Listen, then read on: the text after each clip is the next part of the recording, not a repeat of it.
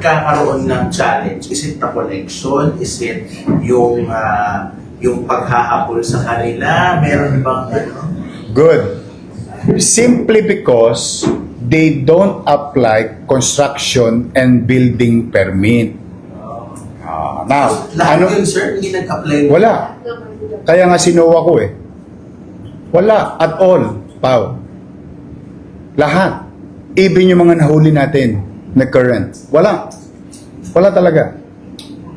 Now, having said that, what is the bad effect of this? Let's just say, pumping station.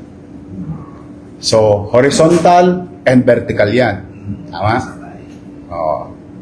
Do they need permit to construct? Yes. Now, in the absence of permit,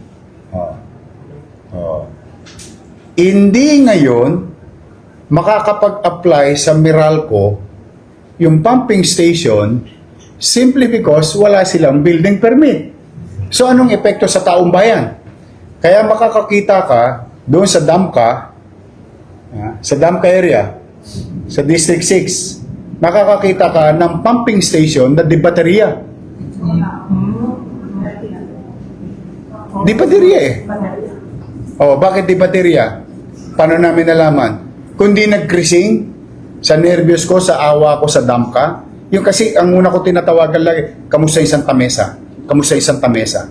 Kasi sila lagi, yung Damka area, ang laging pinapasok ng San Juan River tuwing may bagyo. Many instances. So that's why naggawa sila ng pumping station doon, hindi sila kumuha ng building permit, o yung generator, walang baterya, hindi nga mapatakbo yung pumping station. Anong sinita namin, bumili ng bago o tumakbo ngayon. Eh, ba't hindi na lang lagyan, siguro, the next question in your mind, ba't hindi na lang lagyan ng kuryente ng Meralco? Kasi Meralco, in his right mind, will not allow a facility without building permit. Yun ang masamang epekto ng walang mga building permit. Kaya, nangyayari ngayon, pag tinignan nyo doon, di baterya. Saka lang nung mapatakbo yung baterya, tumakbo yung pumping station sa Damka. Kawawa naman yung mga taga-Damka. Sir, last Sure. from my end. Aside from the Diskaya family, yung mga other contractors like Wawaw, yung mga tinatawag sa Senate, alin dun, sir? Or meron din mga ibang companies that outside the Diskaya family na meron ding SOA? I will, for purposes of transparency, I will send you the copy of those issued by the city government. Yeah. Sige, ano tayo, Paul, no? May listahan naman yan, plus the amount. In fact, meron kaming general list on how many, no? But I'll give you that detail. Wait. Sige. Mag-name tayo, Pew. Mag-ano tayo? Random tayo. Pinakamaraming mayor. Hindi, kasi 300 plus to eh. Hindi, I'll give you a copy para kayo na mag-dissect. Dito, let's just say 525, 525, 525 construction, Almen, Salonga, Arcon, Amitis, ayan, double 12, 8J, Liencio. So, yan yung mga companies na pag mapapansin mo, ito, 1, 2, 3, 4, 5, 6, 7, 8. Page 4 pa lang, 8, GLC. Yung napaila ng kaso. Bibigyan namin kayo ng kopya ngayon before you go para makikita nyo rin who paid o hindi pa nagbabayad. Kasi may nota naman dito. And how much? Per Of course. project po yan. Per project. Kasi contractor's tax eh. based on contract. Ano pala sir yung mga already na blacklist na ng DPWH? They still have to pay. Because as I have said early on, the word that I mentioned, accrued, due. You cannot hide with that. Si Bert was si Mayor. Bert Teka, papaserox na tayo. Paserox na tayo. Sige, please. Mayor Bert Sure. mga DCMM. Mayor, ask mo lang po. Meron po ba kayong timeline na para papanagutin yung mga contractor na may tax liabilities? Ample time. Ample time. Total, wala na silang dahilan para tumagal pa. 3 taon na nga sila nakatakas eh. What's there to wait? As I have said, we continue to allow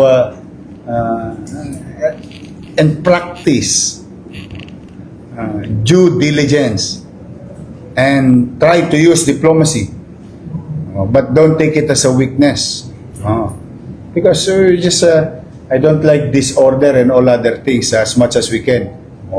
Kami, bibigyan ka namin pagkakataon, ikay humingi ng tawad, patatawarin kita. Pero may obligasyon kang dapat tuklin.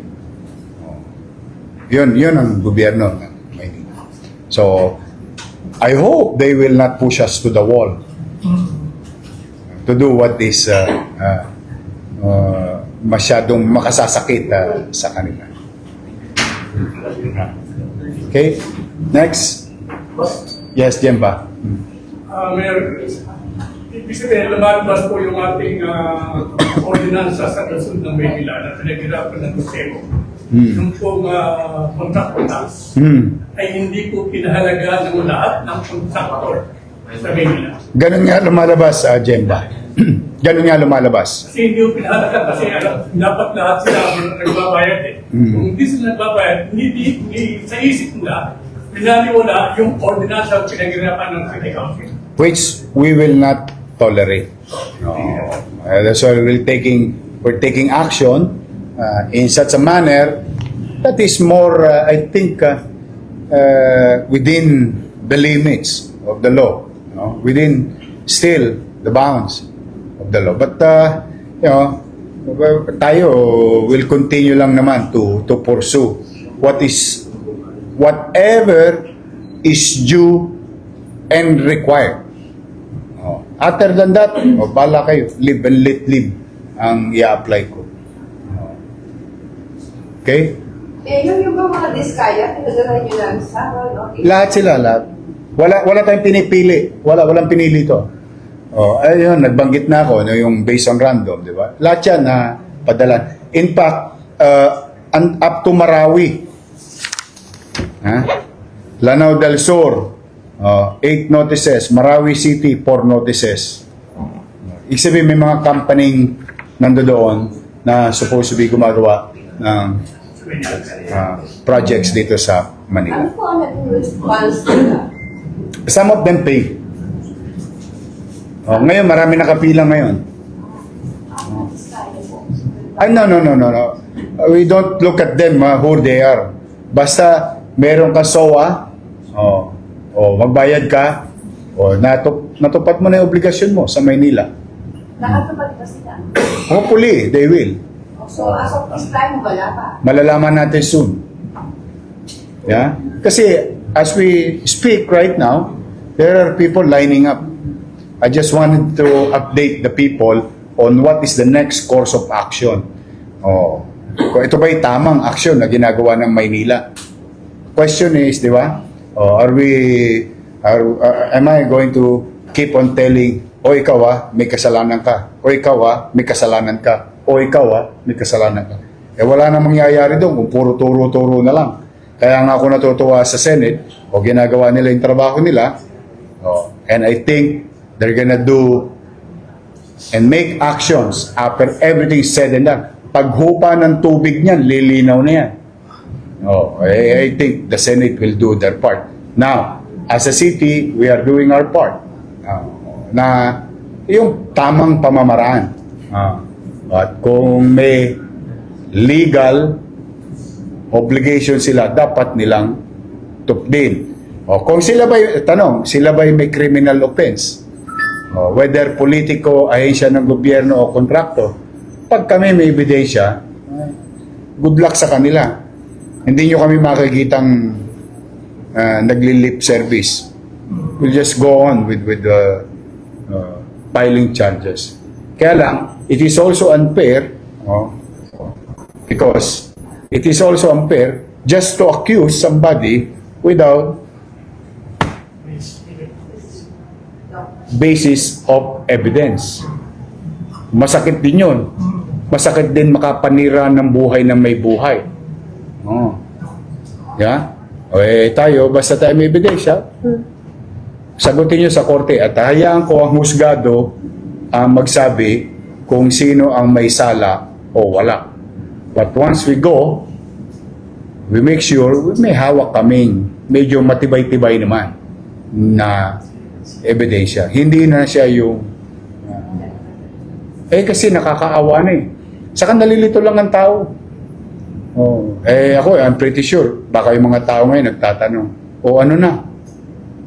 Saan na? Saan ba tayo pupunta? Yeah? And even the president, nakita mo yung sabi ng presidente? Kasuhan na. Ano sabi ni Secretary Vince kanina? Tinanggal na. Di ba nakita niyo si Secretary Vince? Took action. Fired.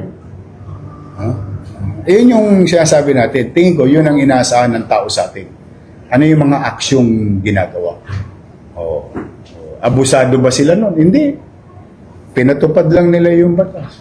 At sila na may kapangyarihang gawin yun. Within their duties and function. Which, that's why, for now, we're very happy of what Secretary Vince is doing. Under the directive of the President. Because I think whatever they're doing right now is the right path. Whatever the Senate is doing with regard to fact-finding is the right path. What we are doing is to go after what is due to the city is the right path. Yes, ma'am. Nagsabi mo na ABS-CBN. Sure. Ilan na pong flood control projects ang dapat meron na po sa City of Manila as of 2025? 315 yung inisyoan natin ng SOA. Sir, ano po plano ninyo, ang office po ninyo, since matagal po proseso niyan, meron pong hearing ito. Ano po? Walang hearing-hearing. SOA to eh. No, sir, di ba wala po tayong flood control projects 315? Ano po gagawin, sir, since tagpulan po niyan? Solution po natin. What will be the course of action of the City of Manila with regard to the flooding? Okay, kasi talagang, ngayon, whether tumatakbo, effective or not, yung mga flood control projects, na nagawa na, na subject now being investigated by the Senate, and I hope they will finish soon. I'll let the Senate come up with the final course of action. Tanong, moving on, may gagawin bang flood control project sa Manila? Welcome kayo. Halika, dali niyo yung flood control project sa Manila. Under our time, under our watch. Yes, we will not hinder growth. We will not hinder infrastructure development, particularly with our day-to-day problem sa traffic. Our seasonal problem with regard to flooding. Why not? Okay sila. Gawin nila. Because, to answer your question, the solution to the flooding of Manila and maybe the entire Metro Manila and other parts of the country is the flood control. Under the flood control, there are so many approaches. And one of those is pumping station. Development of our drainage system. Now, yun ang tamang solusyon. Kaya we welcome that. For the meantime, since July 1, we've been doing declocking. And thanks to 896 barangay chairmen and their barangay kagawad and official. Because under Executive Order number 3 issued first week of July, we are directing our barangays every Saturday to unclog, declog, yung mga bara sa ating mga drainage. Kami naman, as a city, it's an everyday thing. You can see it in our Facebook. We never, wala pa yatang araw na hindi kami nag-ukay ng imbornal ng Maynila. Nakakaumay na nga, tingnan yung Facebook ko eh.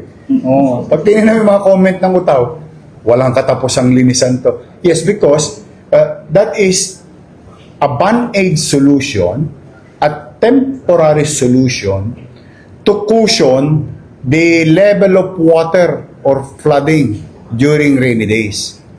Huwag nang umabot hanggang segunda ng bahay mo. At least makusyon. And hoping that after the heavy rain or downpour and the waters or liquid coming from the eastern side of the metro going to Manila, after tumigil lang ulan, sana humupa agad. Ibig sabihin, functioning yung aming mga drainage system. Now, second, through the help of MMDA and DPWH, they are now making new development of our drainage system, particularly in Top Avenue, which I approve. Sabi ko, sige, tirahin nyo na yan dito, dalhin nyo na yan dito. Oh, ang laki yata ng, ganito yata kalaki yung tubo, yung pabilog, no? Oh, sabi ko, ano yun na? Yung nagkita kami nila chairman. So those are the solution. For the meantime, we'll do whatever resources that we have, human resources, equipment, and some logistical resources para to cushion din. At yung gagawin mga drainage system is now under the general master plan or general drainage master plan of the city government, which I commissioned in 2022. Lumabas yung kinomission natin pag-aaral ngayon 2025. Nasaktuan mo naman, na ibalik ako ng tao, yun ngayon ang ini-implement ko. So lahat ngayon ang gagawin ng DPWH, ng Maynilad, Manila Water, MMDA, city government, or congressional allotment for their respective district, ay doon na magigiya. May guide na sila. Sir, sabay-sabay na silang It can be. It can be. Alam mo, sa totoo lang, with all honesty, with regard to that question from ABS-CBN, sa totoo lang, if I have 140 billion today, 140 billion yung para ipatupad yung drainage master plan. Actually, wala pa itong flood control sa ilog. Yung mga ganon. Ito yung drainage master plan plus catch basin. Mga catch basin in their respective areas. If I have 140 billion, I'll do it sabay-sabay kong hukayin ng buong Maynila. And we pay the price of traffic and chaos for the next 3 years so that the next generation will not suffer with flooding. And that Kaya lang, yung 140 billion, sila lang ang meron. Sana all. yung kasama po ba dyan sa drainage master? Kami meron tayong nakalaan a couple of hundreds of millions for 2026. How many meters it can reach, that is another thing. Because we're talking of thousands of kilometers of drainage in totality of length. Kaya ang cost nga niyan, mga 140 billion. So you're kasama dyan sa master drainage plan na yan, yung mga creek na Hindi, yung creek is, yung Sa creek, yung mga lagusan ng tubig, di ka yung creek and creek riverside, doon dapat ilabas yung tubig sa drainage. Nagigets nyo? So yung sinasabi ko sa inyong master plan, it's ours. Inland.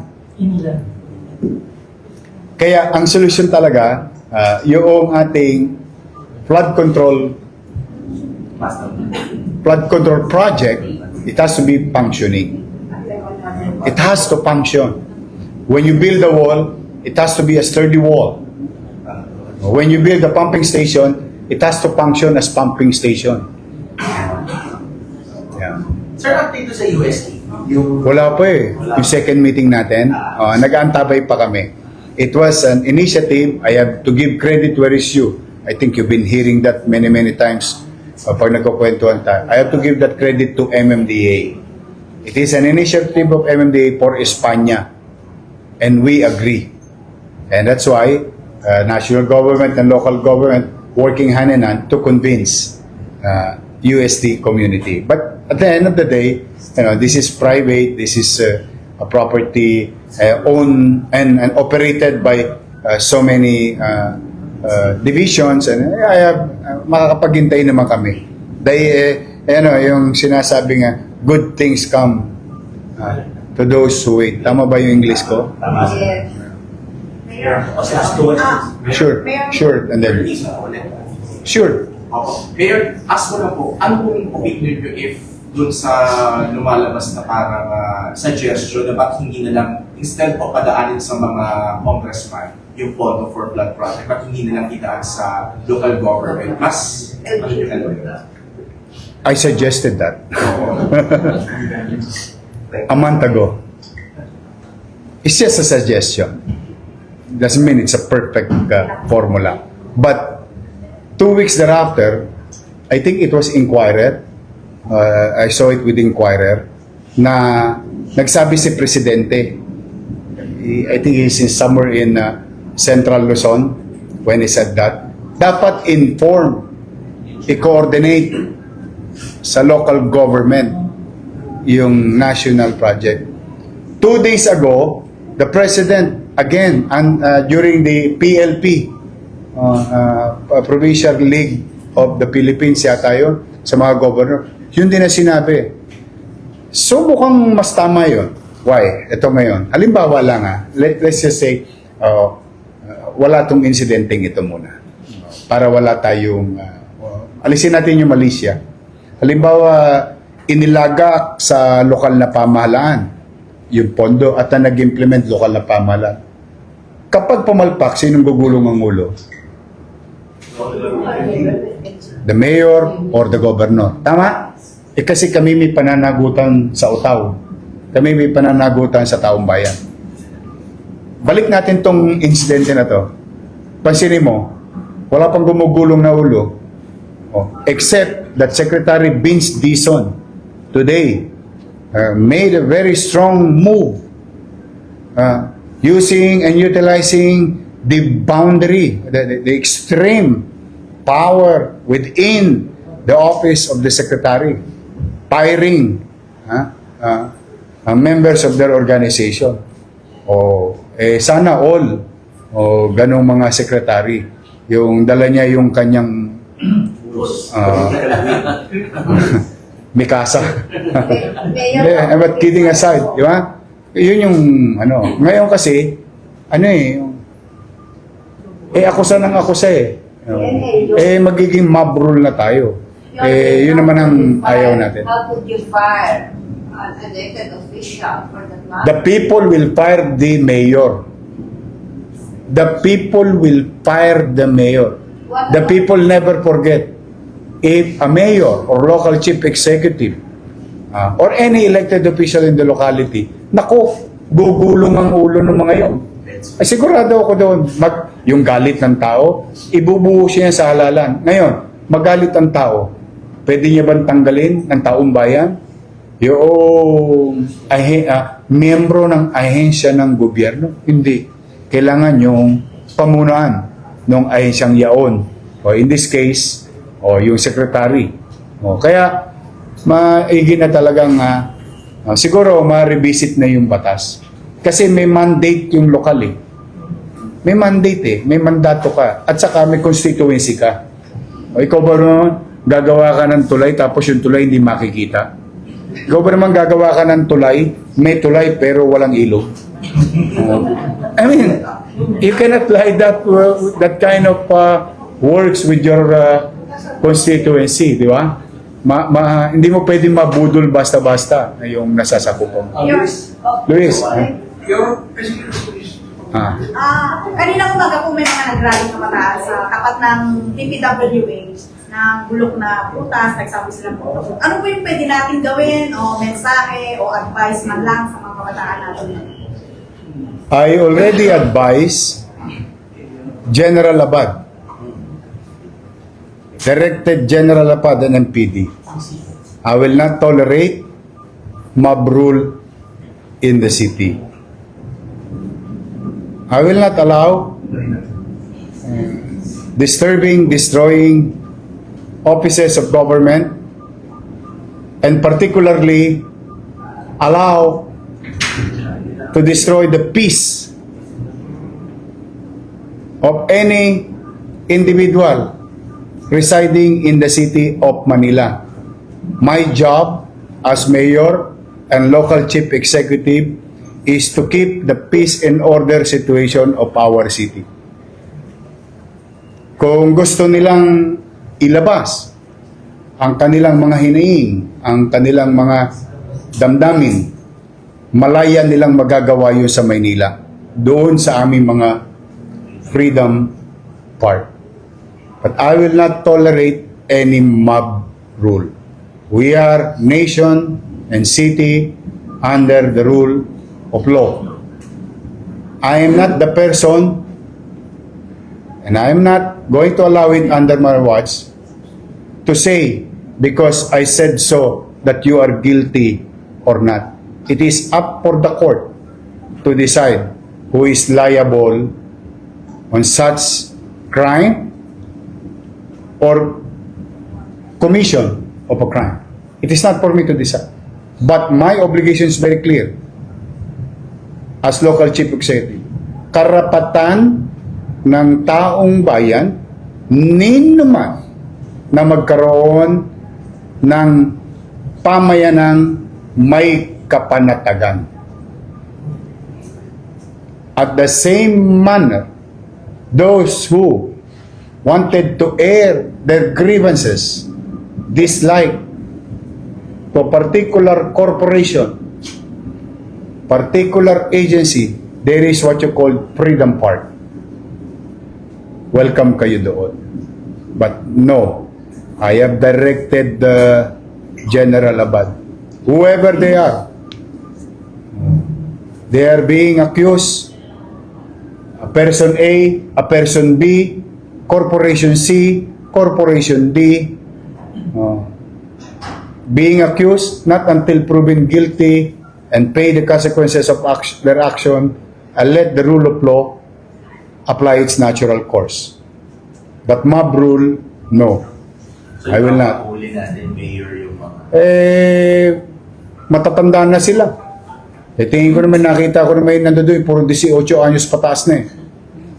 You're legally bound with your actions. In violation of civil disturbance, violation of rights of any citizen. Tandaan ninyo even accused. And dito nga, di ba, nakita ninyo dito, huling-huli na namin. Itinatago pa namin yung muka. Samantalang yung tao ba, hinihingi na nga, alisin nyo yung takip sa muka. As much as we can. We wanted to put things in right order. O sige, may karapatan ka pa. O yung iba namang umamin na, o yung sumuko, o inaakunay ka sa, ipinakikita namin yung muka. Ibig sabihin, this is not a perfect government, but again, I will not allow mob rule. It is my obligation na maibigay sa mga taga Maynila, kahit sino pa sila, mahirap sa dilang mahirap, middle class, upper middle class, mayaman. Pag sila'y naghahanap buhay sa Maynila, sila'y naninirahan sa Maynila, may karapatan silang makapamuhay ng may kapanatagan.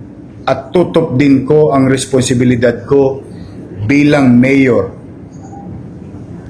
ng lungsod ng Maynila to protect every citizen living, doing business, coming in and out of the city in as much as I can. Loobin nawa ng Diyos. Thank you. Salamat po.